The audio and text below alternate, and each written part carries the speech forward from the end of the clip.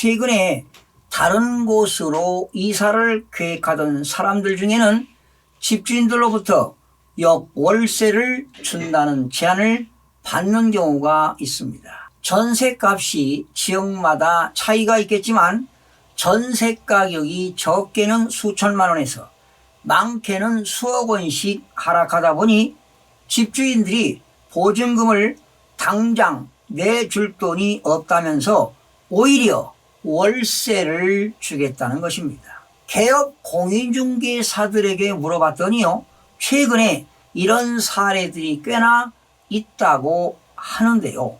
문제는 임차인들이 집주인들로부터 월세를 받으면서 살까, 아니면 보증금이 조금 낮은 곳으로 이사를 해야 할까 고민을 하는 사람들이 많습니다. 요즘에는 집값 하락세보다 전세 가격이 가파르게 하락하는 가운데 역전세난이 심화되고 있는 상황입니다. 심지어 집주인들이 세입자에게 되레 돈을 준다는 역월세도 심심치 않게 보입니다. 전세 가격이 하락하고 있지만 고점에 계약을 맺은 집주인이 차액을 돌려주지 못하면서 나타나는 현상입니다. 부동산 시장에서 보기 어려운 현상이 나타나면서 세입자들이 기존 집에 머무를지 아니면 새로운 집으로 이사를 해야 할지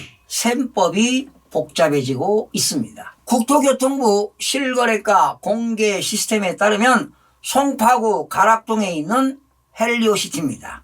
전용 면적 84제곱미터는 최근에 8억 7천에서 10억 원의 전세 계약이 체결됐습니다. 그런데 인근 부동산 공인중개사 등에 따르면 현재 이 단지의 전세값은 8억 원 중후반에 형성돼 있습니다. 그런데요, 2년 전 전세 가격은 10억에서 12억 원에 형성된 것과 비교하면 적게는 전세 가격이 2억 원에서 4억 원가량 하락한 셈입니다. 그러면 이사를 하겠다는 세입자에게 집주인들이 당장 전세값을 마련하기 어려운 상황입니다. 때문에 집주인들은 낮아진 전세값만큼 이자를 계산해서 세입자들에게 월세를 주는 역월세를 제한하고 있습니다. 결과적으로 집주인들 입장에서는 세입자들을 붙잡기 위해서 이러한 전략을 세우고 있습니다. 재계약이 끝나면 세입자는 원래의 보증금을 받고 나가야 하는 것만큼 계약서를 다시 쓸 때 종전의 전세 보증금을 유지합니다. 대신 해당 지역의 시세를 반영해 월에 일정 금액을 집주인이 세입자한테 지급한다는 특약을 맺게 됩니다. 대단지 아파트뿐만 아니라 대학생 그리고 사회 초년생들이 거주하는 빌라인 연립주택 및 다세대 주택과 오피스텔 등도 전세값 하락을 피하지 못해 역월세를 제한하는 집주인들이 늘고 있습니다. 문제는 이들이 별다른 의심 없이 제한을 받아들인다는 것입니다.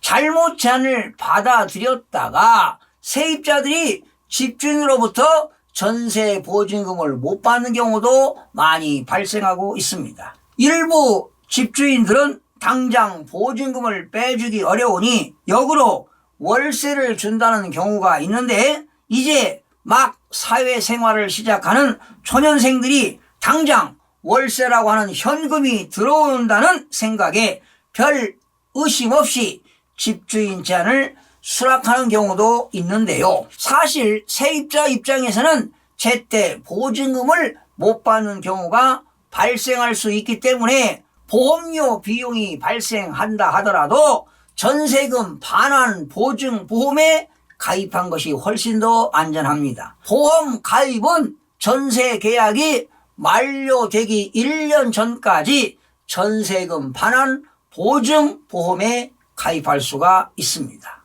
여러분, 세입자는 집주인들이 제안하는 역월세를 받아들이는 게 유리할까요?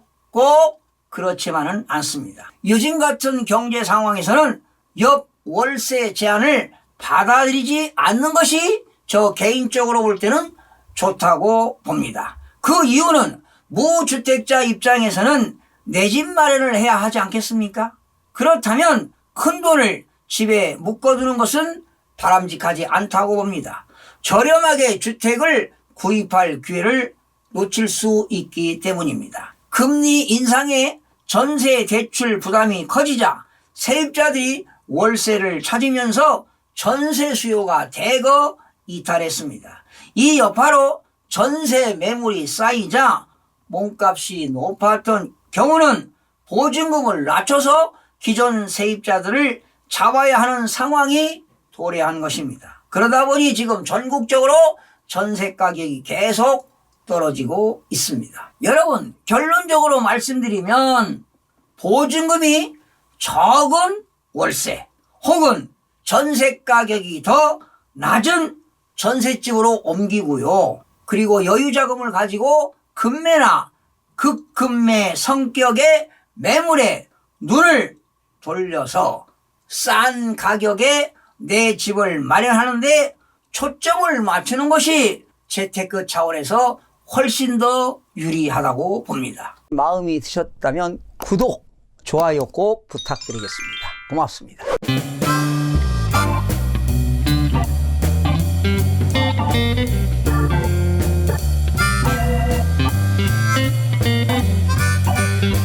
자, 다음은 이자 못내 눈물의 경매가 속출되고 있는 내용을 알아보겠습니다.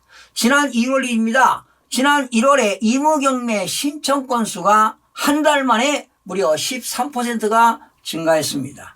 경기 침체와 부동산 가격 하락, 거래 절벽 사이클이 반복되는 상황에서 금리가 크게 뛰자 영끌족들이 매수한 물량들이 대거 경매 시장으로 밀려 나오고 있는 것으로 분석이 됩니다. 경매 시장의 선행 지표인 신청 건수가 증가하고 있다는 점에서 올 하반기는 물론 내년 상반기까지 경매 시장에 쏟아지는 물건이 대대적으로 나올 것으로 전망이 됩니다. 법원 등기 정보 광장에 따르면 1월 기준 전국 임의경매 등기 신청 건수가 2,977건으로 전달보다 13%가 증가한 것으로 집계가 됐습니다.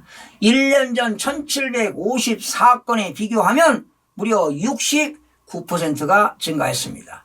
여러분들도 아시다시피 임의경매는 채무자가 대출금이나 이자를 갚지 못해 채권자가 담보로 받은 부동산에 설정한 근저당권 등 권리를 실행해 채권을 회수하는 절차입니다. 채무자로부터 받은 부동산 담보권을 실행하는 것이라 판결문과 같은 집행 권한이 필요한 강제 경매와는 달리 재판 없이 법원에 임의경매를 바로 신청할 수가 있습니다. 아마도 경기 침체와 금리 인상 여파로 빚을 못 갚는 집주인들이 늘면서 임의경매 등기 신청 건수가 증가한 것으로 분석이 됩니다.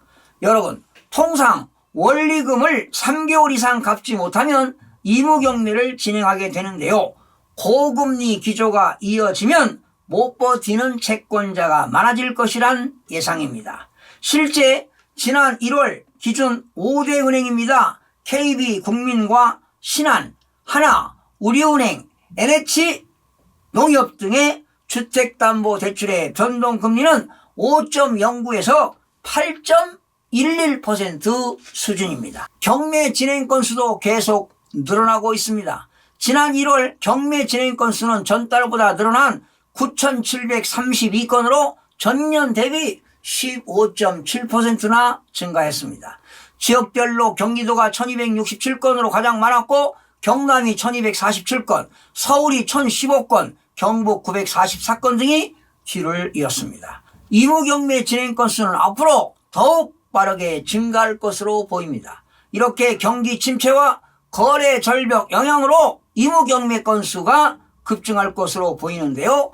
아파트 등 주거 매물보다 공장과 오피스텔 등 중소기업이 보유하던 부동산이 의무경매로 많이 넘어가고 있는 상황입니다. 지금 그만큼 경기가 좋지 않다는 것이죠. 아마 올해 중소기업들도 상당히 어려울 것으로 보이는데요.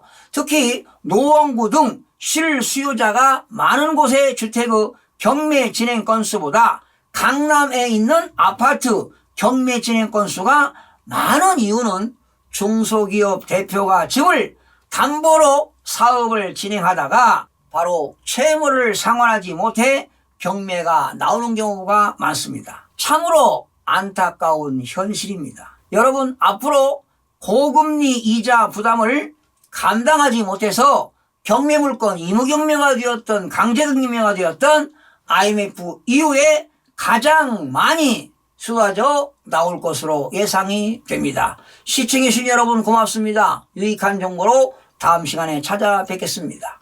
마음이 드셨다면 구독, 좋아요 꼭 부탁드리겠습니다. 고맙습니다.